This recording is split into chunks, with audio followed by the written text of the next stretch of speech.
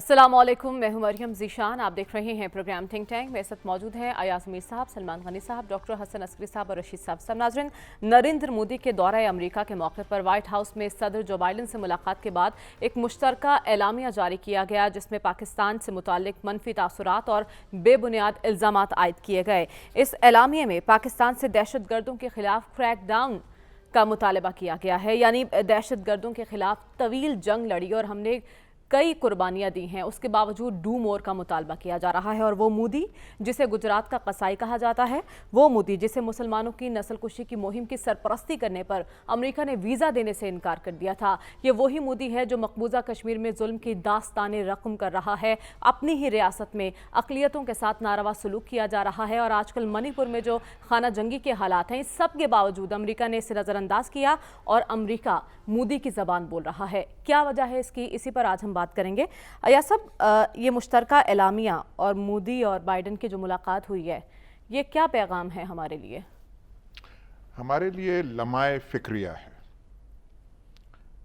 आजकल जिन हालात से हम गुजर रहे हैं, हम सब का जो हमारे दिलों पे गुजर रही है, जिस कुर्ब में पाकिस्तानी कौम मुब्तला है कि हमारी हालत क्या हो गई है, ऐसे हालात में हमारा मुल्क जो है, अपना मादरे वतन जो है, वो रगेदा जाए, रगड़ा उसका हो तो अच्छा नहीं लगता।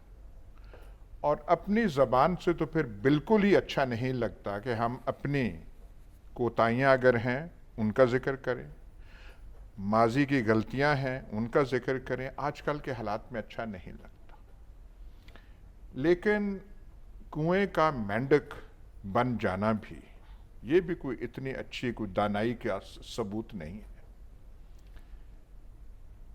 आपने नरेंद्र मोदी का जो एड्रेस है यूएस कांग्रेस को देखा था?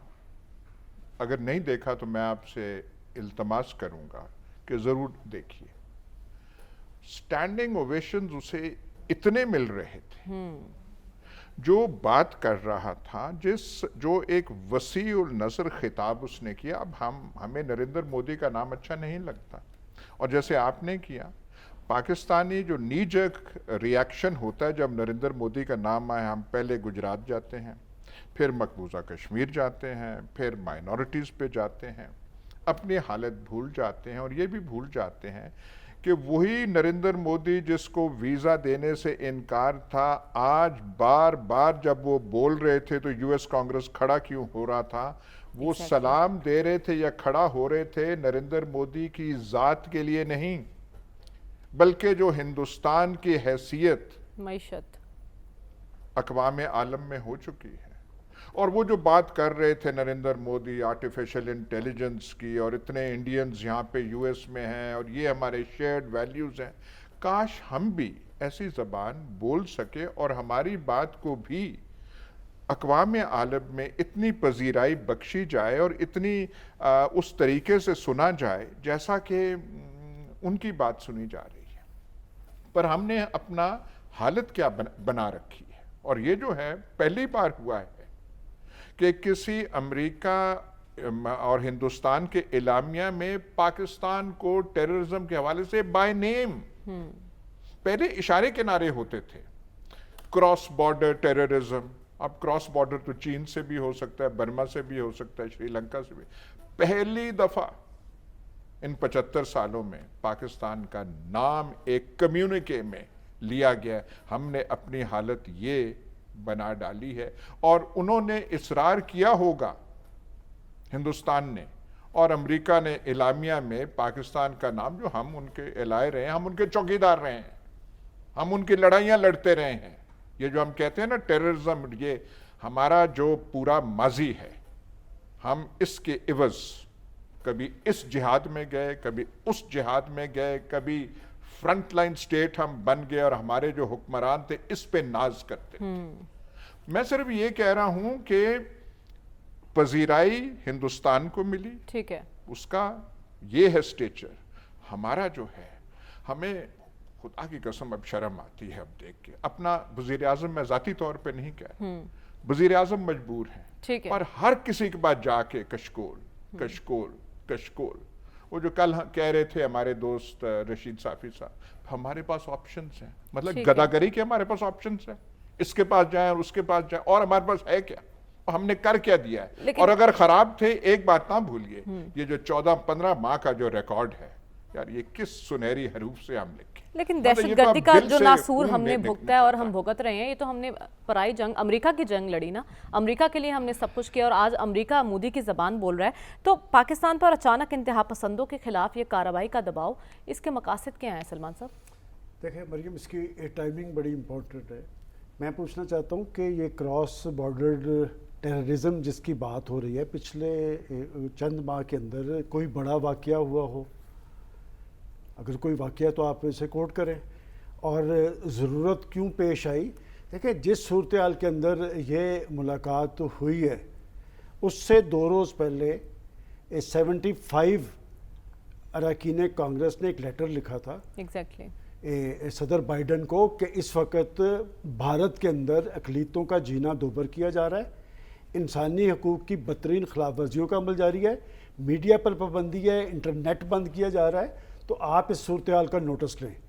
اور اس کے ساتھ اس سے ملاقات سے 1 روز پہلے سابق امریکی صدر باراک اوباما کا انٹرویو ہے CNN سے کہ بھارت جو سلوک اقلیتوں کے ساتھ کر رہا ہے، اس میں خود بھارت کی بقا خطرے میں ہے. اور جس وقت جس ملاقات کو ہم اتنی امپورٹنس دے رہے ہیں کہ وہاں پر انہوں نے ایک اعلامیہ جاری کیا، تو میرا خیال BBC اور CNN کی رپورٹس میں دیکھ رہا تھا کہ جس وقت یہ ملاقات جاری تھی تو وائٹ ہاؤس کے ارد گرد مظاہرے ہو رہے تھے اور قاتل مودی کے نعرے لگ رہے تھے. تو بات یہ کہ اس میں اصل پریشانی کیا ہے؟ دیکھیں، اصل پریشانی یہ ہے کہ آج وہ پاکستان کو ٹارگٹ کیوں کیا؟ نام نہیں لیا انہوں نے. ان کے لیے خطرہ ہے چین، اور چین ایک عالمی سطح پہ ایک مضبوط ہوتی معیشت ہے، اور خود امریکی معیشت جو ہے وہ ڈاماڈول ہے، بینک ان کے دیوالیہ ہو رہے ہیں، اور وہ اس خطے کے اندر چین کے خلاف انڈیا کو مضبوط کرنا چاہتا ہے. اور انڈیا کی مضبوطی کے لیے وہ جو اقدامات کر رہا ہے، کیا وہ اس کے لیے دیرپا ہوں گے؟ اور یہ کہ کیا وہ جو اعلی کار انڈیا کو بنانا چاہتا ہے، انڈیا اس خطے کے اندر اس کے اعلی کار کے طور پہ کوئی رول ادا کرے گا؟ ایک بات جو کی گئی ہے بالکل درست ہے کہ اصل چیز جو ہے وہ تو معاشی صورتحال ہے، اور جس کیفیت سے ہم آج گزر رہے ہیں اس پہ کیا کبھی کسی نے سنجیدگی سے سوچا ہے؟ یہ بات درست کہی گئی ہے کہ ہم تو امریکی اعلی کار بنے رہے، اور دہشت گردی کی جنگ میں فرنٹ لائن کنٹری ہمیں بنایا گیا، اور ہم نے کوئی 60-70 ہزار لوگ ہمارے شہید ہو گئے، $150 ارب ہمارا انفراسٹرکچر تباہ کر دیا گیا. اور اس نے وزن کس کے ساتھ ڈالا؟ انڈیا کے ساتھ. اس کی اپنی اہمیت اور حیثیت کیا تھی کہ وہ افغانستان کے پتھر چاٹ کے اسے واپس جانا پڑا، اور وہ ملبہ بھی وہ پاکستان پر ڈال رہا ہے کہ 2 سال پہلے جس عظیمت سے، جس رسوائی سے اسے وہاں سے جانا پڑا. دیکھیں، ایک اچھی بات جو ہو رہی ہے اس ساری کیفیت میں، اس نے جو پاکستان، میں تو اس میں اس لیے پریشان نہیں، اس کا پرابلم پاکستان نہیں ہے، اسے یہ پتا ہے کہ پاکستان ساتھ کھڑا ہے، پاکستان بنیاد بنا ہے. اس ساری کیفیت میں ہم لوگ نا اصل میں اپنے آپ کو، ہم بڑے انفیریٹی کمپلیکس کا شکار ہیں. یہ بات تو خارجہ آفس کیا کرتا تھا کہ اس خطے کے فیصلے جو ہیں اس خطے میں ہونے چاہیے، اور پاکستان نے اس میں ایک بنیادی رول ادا کیا ہے. پریشانی یہ ہے کہ اس خطے کے اندر چین اور روس بھی آپس میں کھڑے ہیں اپنے مفادات کے لیے، ایران، ترکی اور پاکستان بھی مفادات کے لیے کھڑے ہیں، اور اس خطے سے فارغ کون ہونے جا رہا ہے؟ دیکھیں، وہ IMF کا جو ایجنڈے کی بات ہو رہی ہے، کوئی بات تو ہے نا جو شرائط سامنے نہیں تھی آ رہی، کوئی پریشر تو پاکستان کو دے رہا تھا نا. اس لیے دے رہا تھا کہ پاکستان بھی ہمارے ہاتھ سے نکل رہا ہے. میں سمجھتا ہوں کہ جس طرح امریکہ اپنے مفادات کے تابع کبھی پاکستان کے ساتھ ہوتا ہے، کبھی انڈیا کے ساتھ کھڑا ہوتا ہے، کاش ہم بھی اپنے ساتھ کھڑے ہوں، اور جس دن ہم اپنے ساتھ کھڑے ہوں گے پاکستان کی معیشت بھی سدھرے گی، ہم سنجیدگی بھی اختیار کر لیں گے. ٹھیک ہے ڈاکٹر صاحب، آپ کے مطابق یہ اعلامیہ کیا پیغام دے رہے ہیں؟ ایشیا میں نئی سرد جنگ کا پیش خیمہ تو نہیں، اور کیا ایسا ہے کہ مسئلہ امریکہ کا چین ہے اور ٹارگٹ ہم ہیں؟ دیکھیے، اس ساری خبر پہ تبصرے کے 2 طریقے ہیں. ایک طریقہ یہ ہے کہ آپ ایک قوم پرستانہ انداز میں جو ہے تنقید کر دیں، جس طرح آپ کا انٹروڈکشن تھا، اور دوسرا یہ ہے کہ آپ بین الاقوامی پولیٹکس کے ڈائنمکس کے حوالے سے اس دورے کو سمجھنے کی کوشش کریں. دیکھیے، اس اعلانیے میں جو پاکستان کے متعلق بات آئی ہے وہ اس وقت تک ممکن نہیں ہے جب تک کہ امریکہ کی کنسنٹ اس میں شامل نہ ہو. تو سوال یہ پیدا ہوتا ہے کہ امریکہ نے اس بات سے کیوں ایگری کیا کہ اب اس سٹیج پہ اس کو ڈالا جائے.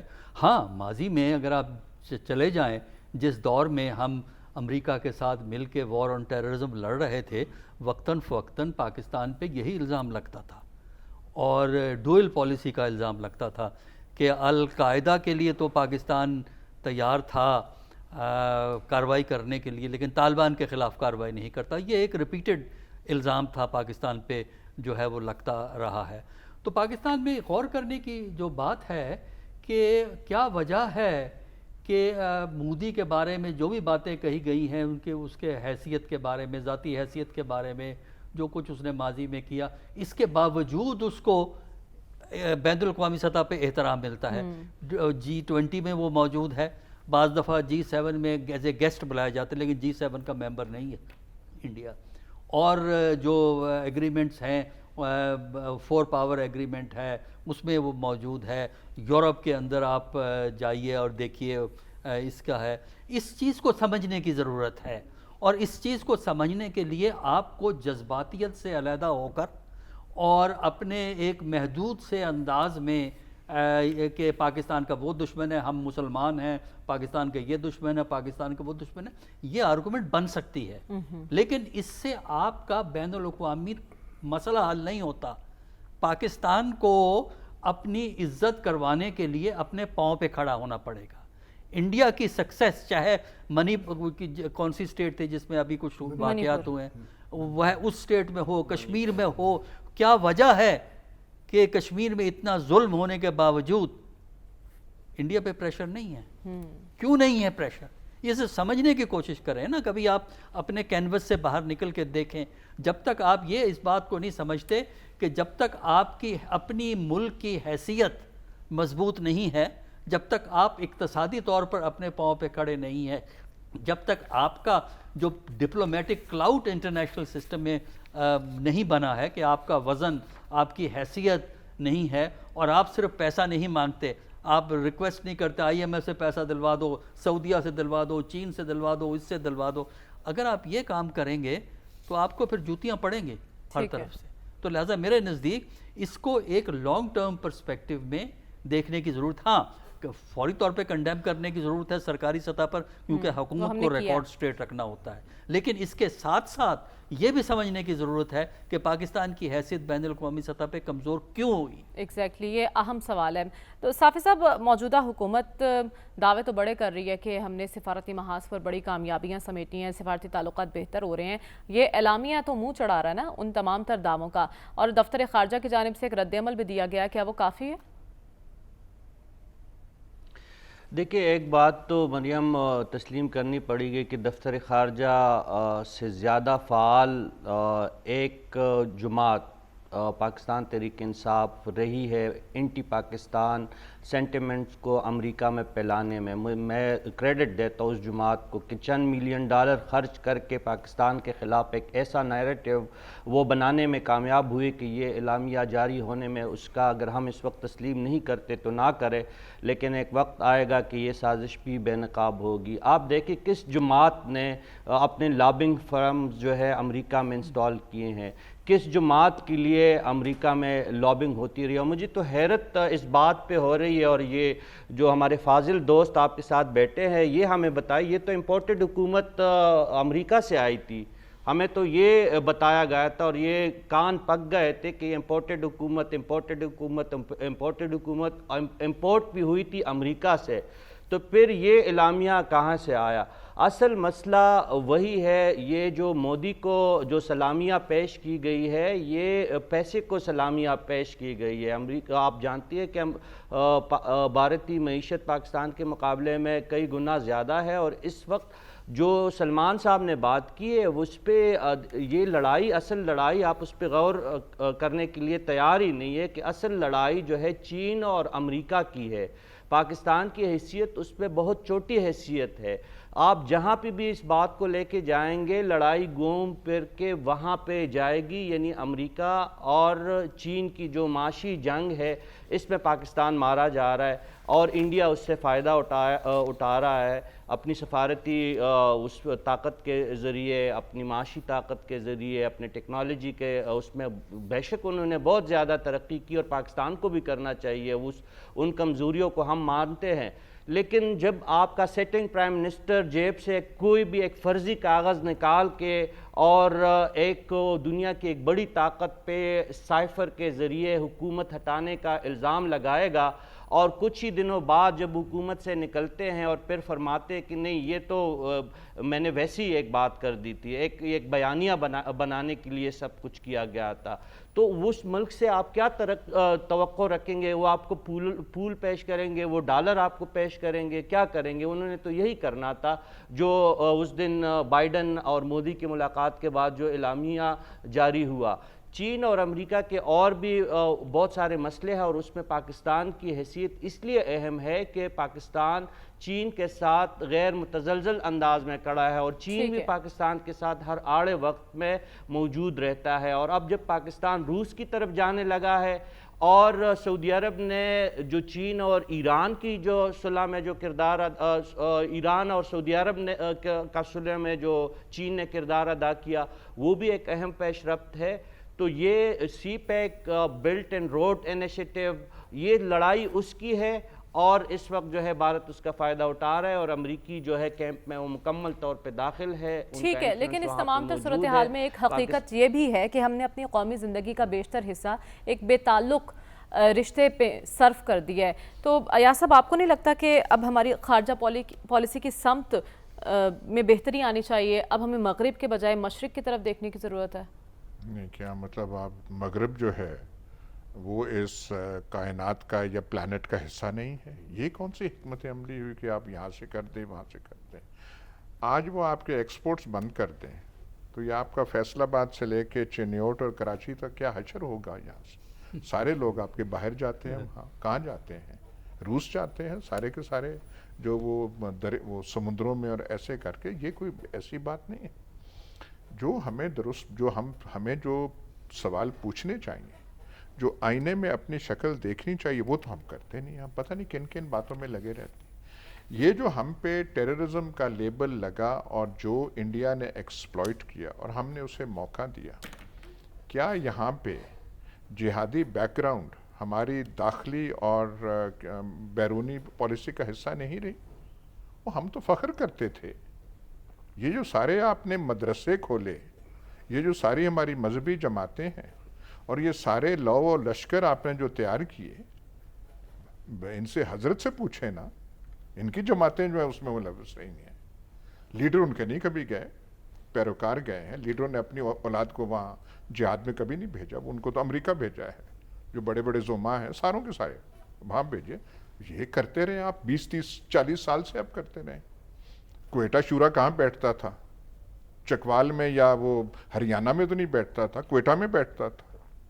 وہ سارے کے سارے جو ہیں ان کو آپ نے دیا، اور ہم نے کہا اس سوچ پہ مفروضہ یہ تھا کہ ان کو ہم یہ کریں گے تو آئندہ یہ ہمارے کام آئیں گے۔ آج وہ کام آ رہے ہیں، مطلب کس بھول بھلیوں سے آپ نے معاشرے کو بگاڑ دیا ہے ان جہادوں میں، نام نہاد جہادوں میں گھس گھس کے اور اس کا وہ اعلی کار بن کے۔ لیکن یہاں کوئی بات سننے کو تیار تھا؟ ضیاء الحق سے لے کے آج تک کسی نہ کسی شکل میں یہاں تنظیمیں رہی ہیں، سب کچھ ہے، ہم نے اپنا بیڑا غرق کر لیا ہے۔ چلیں ٹھیک ہے، وہ بھی کرتے اور باقی کچھ کام تو کرتے نا۔ ملک کا بیڑا غرق بھی کرنا ہے اور یہ اپنی جو ہے اپنی سمجھداریاں کرنی ہیں۔ یہ جو آج پچھلی جو یہاں پہ قیادتیں رہی ہیں، ان سے صرف یہ سوال پوچھ لیا جائے کہ یہ جو 20 سال 16 سال جو وہاں پہ افغانستان میں لڑائی رہی، یہ جو آپ اندرون ایک سپورٹ کرتے رہے، آپ ہمیں صرف سمجھا دیں کہ آپ نے یہ کیوں کیا۔ کوئی جواب نہیں ہو، اپنی ہی غلطیاں تھیں جن کا خمیازہ ہم بھگتتے رہے۔ اب کیا کرنے کی ضرورت ہے سلمان صاحب؟ دیکھیں، ایک امریکی سیکریٹری آف اسٹیٹ تھے ہنری کسنجر، انہوں نے کہا تھا کہ ہمارا کوئی دوست اور دشمن مستقل نہیں ہوتا، ہم اپنے مفادات دیکھتے ہیں، جو جہاں پر فٹ آتا ہے ہم اس کے ساتھ کھڑے ہو جاتے ہیں۔ یہ جو مدرسوں اور ان کی بات کی جا رہی ہے، یہ پاکستان کے شہری ہیں اور اگر کوئی پالیسی تھی تو اس وقت کی ریاست کی پالیسی تھی.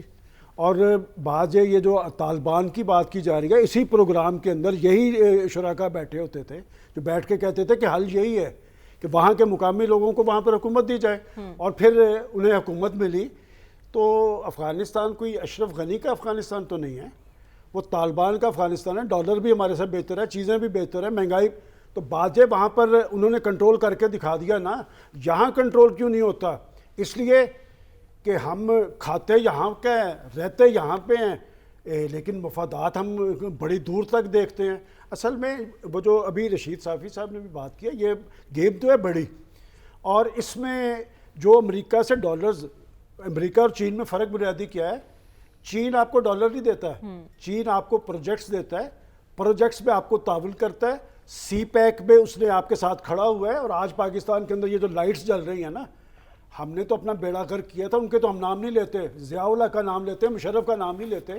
کہ بیڑا غرق کن کے دور میں ہوا کہ ایک ٹیلی فون کال پہ جناب اپنی ساری پالیسیاں، اور پھر ڈکٹیٹرز، ان کو بڑے راز آتے ہیں، پولیٹیشن نہیں، ڈکٹیٹرز راز آتے ہیں. اور پھر وہ امریکہ کہتا ہے کہ ہم پاکستان کو جنرل مشرف کے اندر سے دیکھتے ہیں، اس لیے کہ وہ ان کو رزلٹس دیتے ہیں. بات یہ کہ یہ بات درست ہے کہ آج اگر مودی ان کے اندر فٹ ہو رہا ہے تو وہ مالی اعتبار سے ہم سے بہتر ہے. ہم کیوں آگے نہیں گئے؟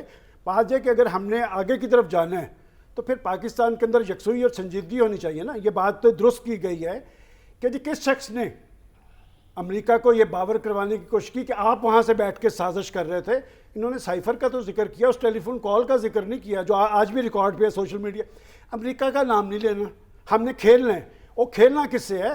ملک سے کھیلنا ہے، قوم سے کھیلنا ہے، ریاستی اداروں سے کھیلنا ہے. اور آپ نے کھیلا ہے، آپ نے 9 مئی کو کھیل کے دکھایا ہے کہ ہم کس کے مفادات کے تابع تھے. جب تک ہماری لیڈرشپ سنجیدہ نہیں ہوگی ایشوز کے حوالے سے، اور پاکستانیت کا ان کے اندر شائبہ نہیں ہوگا، یہ صورتحال طاری رہے گی. اور پاکستان کے لوگوں کو اس صورتحال کا نوٹس لینا چاہیے. ٹھیک ہے، اندرونی طور پر تو ابھی ہم مستحکم نہیں ہے ڈاکٹر صاحب، تو بیرونی محاذ پر اب معاملات کو کیسے چلانا ہوگا ہمیں؟ دیکھیے، پاکستان کے لیے لازم ہے کہ یہ جو اونچے اونچے خیال ہوتے ہیں کہ ہم بین الاقوامی سطح پہ یہ کر دیں گے وہ کر دیں گے، ان کو چھوڑ کے اندرونی طور پر توجہ دینے کی ضرورت ہے. پاکستان کی جو کمزوری ہے وہ اندرونی ہے. اور آج کے دور میں، بین الاقوامی دور میں، اگر کسی ملک کے اندرونی سیاسی حالات درست نہ ہوں، سیاسی خلفشار ہو، سیاسی انتشار ہو، سیاسی خوف کی فضا ہو اور سیاسی ہم آہنگی نہ ہو، تو وہ ملک ترقی نہیں کرتا. اس کی بین الاقوامی حیثیت کمزور ہوتی ہے، کیونکہ ان سیاسی حالات خراب کی وجہ سے اقتصادی حالات خراب ہو جاتے ہیں. جس ملک کے اقتصادی مسائل ہوں اور سیاسی مسائل ہوں، اس کے لیے بین الاقوامی کردار آج کل کے دور میں ادا کرنا مشکل ہے. دیکھیں، کولڈ وار کے زمانے میں اگر امریکہ آپ کی مدد نہیں کرتا تھا، سوویت یونین اس زمانے کا مدد کے لیے تیار ہو جاتا تھا، چاہے آپ ملک کے اندر کتنا ہی گند مچائیں. آج جن ملکوں کے پاس پیسہ ہے، جن ملکوں کے پاس دولت ہے، جو بین الاقوامی اداروں کو کنٹرول کرتے ہیں، ان کے پاس چوائس ہے. ان کے پاس چوائس یہ ہے کہ اس ملک کی مدد کی جائے کہ نہ کی جائے. پاکستان کو اگر آپ دیکھنا چاہتے ہیں تو پاکستان جو چین کے قریب گیا ہے وہ 2015 کے بعد گیا ہے، جب سی پیک کا سلسلہ شروع ہوا ہے. لیکن 2001 سے شروع کر کے جب پاکستان امریکہ کے ساتھ وار آن ٹیررزم میں گیا ہے سے 2015 تک، اس دور میں بھی پاکستان کی بار بار آپ کو تنقید ملتی ہے اسی پوائنٹ پہ، جو پوائنٹ اس جو ہے اسٹیٹمنٹ. ٹھیک ہے، تو آخر یہ تنقید کوئی نئی نہیں ہے، پہلے بھی ہم بھگت چکے ہیں ایسی تنقیدیں. لیکن صافی صاحب، جب اندرونی محاذ گرم ہو تو ہماری ترجیحات کیا ہونی چاہیے؟ دیکھیے، ہمارا اندرونی محاذ تو کبھی سرد نہیں رہا ہے، یہاں پہ تو گرمی چلتی رہتی ہے، اور ویسے بھی آج کل کا موسم بھی بہت زیادہ گرم ہے. لیکن ہم جس پہ آپ کا مین جو موضوع ہے، اعلامیہ جو جاری ہوا ہے امریکہ سے، اس پہ اگر میں دوبارہ آؤں اور اس پہ بات کروں، دیکھیں ہم معاملے کو دوسری طرف لے کے گئے.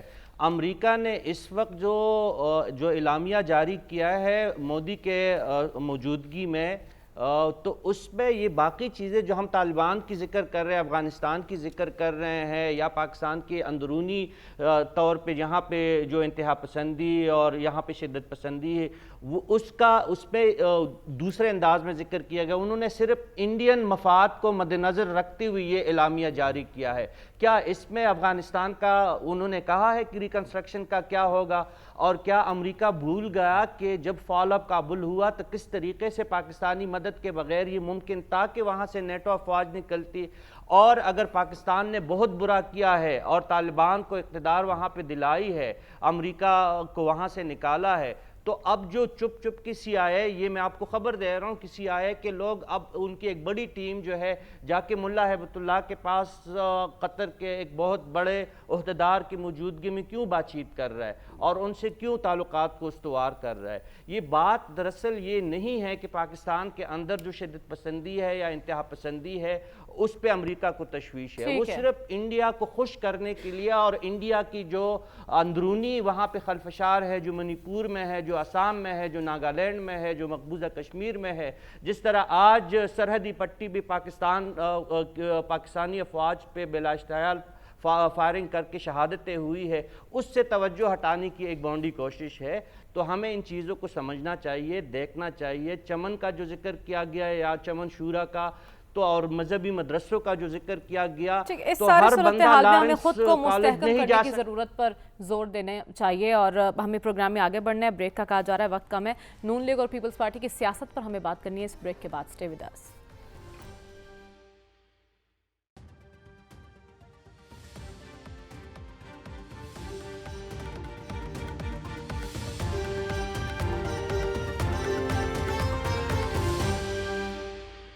ویلکم بیک ناظرین. پیپلز پارٹی بھی آج کل یو ٹرن کی ماہر دکھائی دے رہی ہے. پہلے نون لیگ پر تنقید کی، بجٹ پر تحفظات کا اظہار کیا، پھر اچانک بلاول بھٹو زرداری اور آصف علی زرداری شہباز شریف صاحب کی تعریفوں کے پل باندھنے لگے. تو یہ معاملات آگے کس طرح بڑھیں گے اور دونوں کی سیاست ایک ساتھ کیسے چلے گی، اسی پر ہم بات کریں گے. ایاز صاحب، نواز شریف صاحب بھی دبئی میں ہیں اور خبریں آ رہی ہیں کہ زرداری صاحب، بلاول صاحب بھی کچھ دنوں میں دبئی چلے جائیں گے، وہاں کچھ اہم ملاقاتیں ان کی ہونی ہیں. تو ان کی سیاست آپ مستقبل میں کیسے دیکھ رہے ہیں؟ دیکھیے مریم، اس وقت جو چلا رہے ہیں ملک، جو ہمارے اب میں کیا نام آج کل وہ کیا لیا جائے، جو اصل مقتدرہ یہ فلان وہ ہیں، آگے سے ان کے یہ 2-3 مورے ہیں پیپلز پارٹی. یار ہماری تو دعا ہے کہ یہ کوئی مل جل کے کچھ چیز ایسی بنائے کہ ملک کی حالت تھوڑی سی بہتر ہو. اب نواز شریف آئے ہیں دبئی، اب کیا ہم کریں کہ وہ کریں گے، یا زرداری صاحب کہہ رہے ہیں. یہ ہماری دعا ہے کہ انہیں کچھ سوجھ بوجھ آئے، کچھ سمجھداری آئے، مل کے کوئی بات کریں. جو ان کے ذہنوں پہ فوبیا سوار ہیں اس میں سے نکلنے کی کوشش کریں.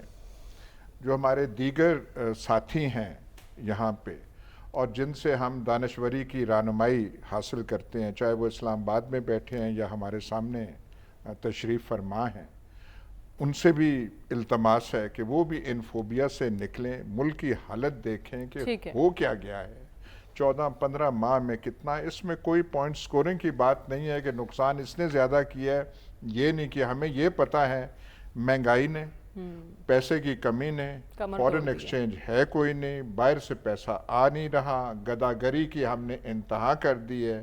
کشکول میں ہمارے ٹھیک ہے، آپ کہہ رہے ہیں کہ سیاست جیسی مرضی کریں لیکن ملک کے لیے کچھ اچھا سوچ لیں.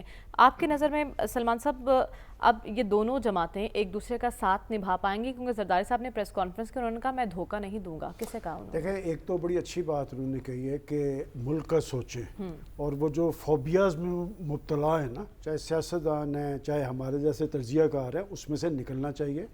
اور پیپلز پارٹی اور مسلم لیگ 2 علیحدہ پارٹیز ہیں.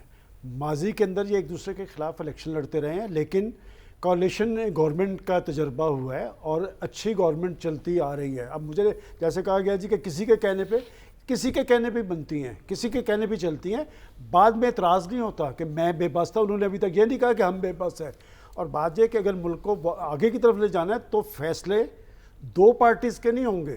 معاشی بہتری کے لیے اور ملک کو آگے لے جانے کے لیے پھر تمام پارٹیز کو بٹھانا پڑے گا، اور معاشی ایجنڈے پہ بات کرنے کے ساتھ انتخابات کے نتیجے میں آگے کی طرف چلنا پڑے گا. اور ایک بات جو نظر آ رہی ہے دیکھیں یہ کوalition گورنمنٹ کا تجربہ اب تک کہیں نہیں ہے، آگے بھی کسی کو سولو پرواز کی اجازت نہیں ہوگی، اچھا۔ اس لیے کہ سولو پرواز میں معاملات بگڑتے ہیں، سمرتے کم ہیں، سیٹ اور جیسے ایڈجسٹمنٹ آپ نے ہو کہا سکتی کہ ہے۔ شہباز شریف صاحب کی اب وہ تعریفیں کرتے نظر آ رہے ہیں، آپ کو یاد ہے میں نے بجٹ سے ایک ہفتہ پہلے کیا کہا تھا آپ کو کہ ابھی یہ لڑتے نظر آئیں گے بجٹ کے بعد، اور پھر اکٹھے بیٹھ کے بجٹ پاس ہو جائے گا، آگے بھی معاملات اسی طرح چلیں گے، اور آگے بھی جو بنے گی حکومت انتخابات کے نتیجے میں وہ کوalition گورنمنٹ ہوگی کسی ایک پارٹی کی۔ اچھا، یہ آپ انفارمیشن دے رہے ہیں اور بڑی خبر دے رہے ہیں۔ خیر ڈاکٹر صاحب سے بھی جاننا ہے کہ نون لیگ اور پیپلز پارٹی کی سیاسی یاری کب تک چلتی ہے؟ اس بریک کے بعد اسٹے ود اس۔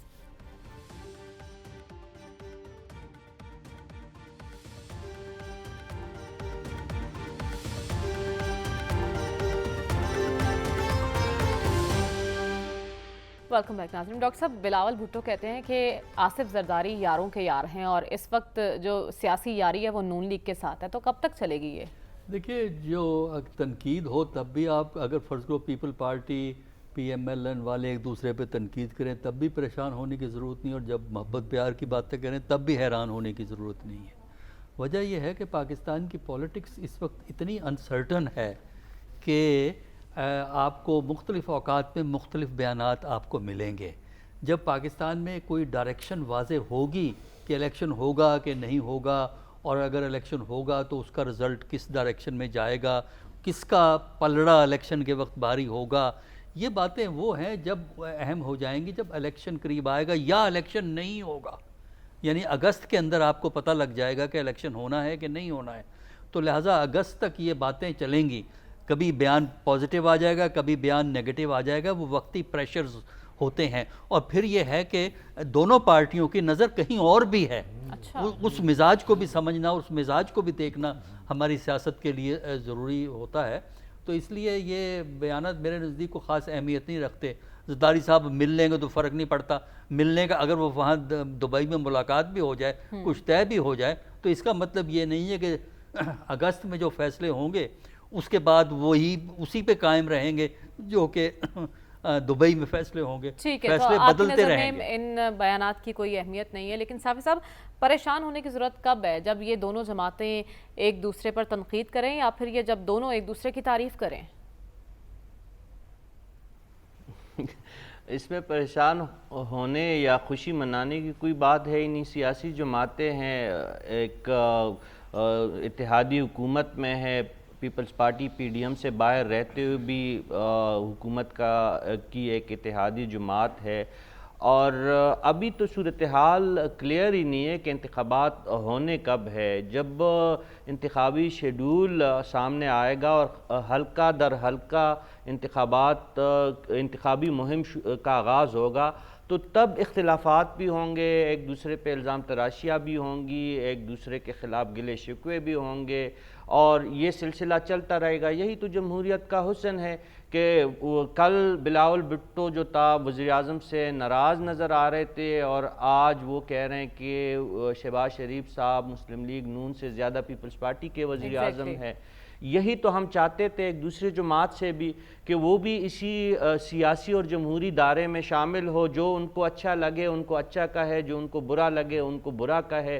یہ سلسلہ چلتا رہے گا۔ سیاسی اختلافات پہ پریشان ہونے کی بھی ضرورت نہیں ہے، اور سیاسی یاریوں پہ خوشیاں منانے کی بھی ضرورت نہیں ہے، کیونکہ یہ دائمی نہیں ہوتی۔ اصل مسئلہ الیکشن کے دوران جو ہوگا، جو سرحدی پٹی خیبر پختونخوا اور بلوچستان وغیرہ میں ہوگا، وہ سیکیورٹی کا مسئلہ ہوگا۔ آج امیر مقام ایک مرتبہ پھر شانگلہ میں مرتے بچے ہیں، ان پہ فائرنگ ہوئی، قاتلانہ حملہ ہوا ہے۔ وہ پہلے بھی خودکش حملوں میں بال بچے ہیں۔ اس سے پہلے ان کے رشتہ دار پیر محمد جو بہت ہی ایک سینئر سیاستدان تھے، وہ خودکش حملے میں مارے گئے تھے۔ ہم جانتے ہیں کہ اے این پی کے کتنے رہنما جو ہے وہ اپنی جانوں کا نذرانہ جمہوریت اور سیاست کے لیے دے چکے ہیں۔